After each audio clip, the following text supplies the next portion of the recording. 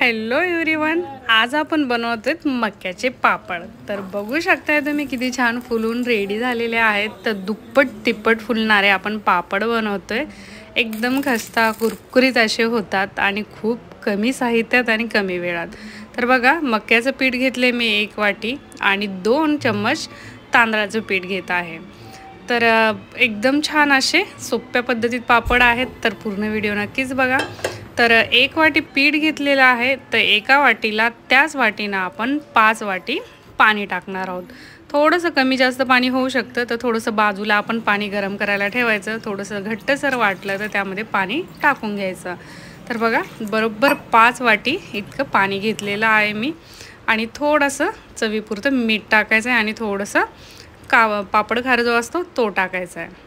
आणि पापड खार जर नसेल तर थोडासा आपला खायचा सोडा टाकला चिमूटभर तरी चालेल।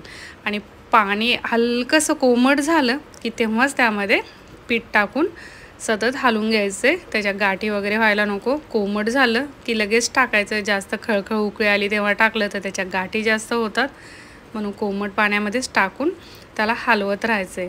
आपण थोडंसं जरी थांबलं तर लगेच गाठी होतात, त्यासाठी सतत हलवत राहणं गरजेचं आहे। बघा,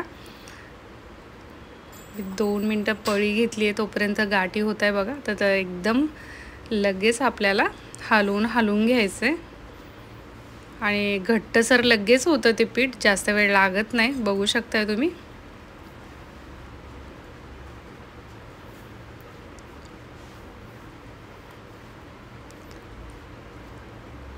आणि चांगलं त्याला आपल्याला शिजवून घ्यायचं आहे। नंतर एक 10 मिनिटं हलवून घेतले आणि परत एक 5 ते 10 मिनिटं त्याची वाफ काढून घ्यायची, म्हणजे पापड तुटणार नाहीत। चांगलं असं रटरट शिजलं पाहिजे। बघू शकताय तुम्ही, एकदम छान असं मी 10 मिनिटं शिजवून घेतलेलं आहे आणि एकदम घट्टसर छानपैकी जसं आपण पळी पापड टाकतो तसं सारण आपलं झालेलं आहे। आता मी गॅस बंद केलेला आहे, बघू शकताय तुम्ही। आता आपण याचे पळी पापड टाकून घेऊया। तर पळी घेतली, एका पळीत 2 पापड होतील एवढे टाकायचे। लहान मोठी साईज जशी झाली तशी टाकायची, जसं आपल्याला आवडते तसं। मीडियम साईजचे पापड केलेले आहेत बघा मी, आणि खूप छान आणि टेस्टी असे होतात। बरेच जण याचे लाटून पापड पण करतात घिसी घेऊन। मी पळी पापड दाखवलेले आहेत आणि माझ्या चॅनलवर बऱ्याच पापडाच्या रेसिपी आलेल्या आहेत, तर चॅनलला नक्कीच भेट द्या। तर बघा, अशाच प्रकारे सर्व पापड मी टाकून घेतलेले आहेत। आधी फॅन खालीच ठेवलेत आणि नंतर 1 दिवस उन्हामध्ये ठेवलेले आहेत। तर 2 दिवसामध्ये एकदम छान असे सुकून आपले पापड रेडी झालेत बघा। मी आता एक तळून दाखवते तुम्हाला। तर चांगला दुप्पट तिप्पट फुलतो हा पापड आणि खायला पण चविष्ट आहे। तर नक्कीच रेसिपी करून बघा तुम्ही।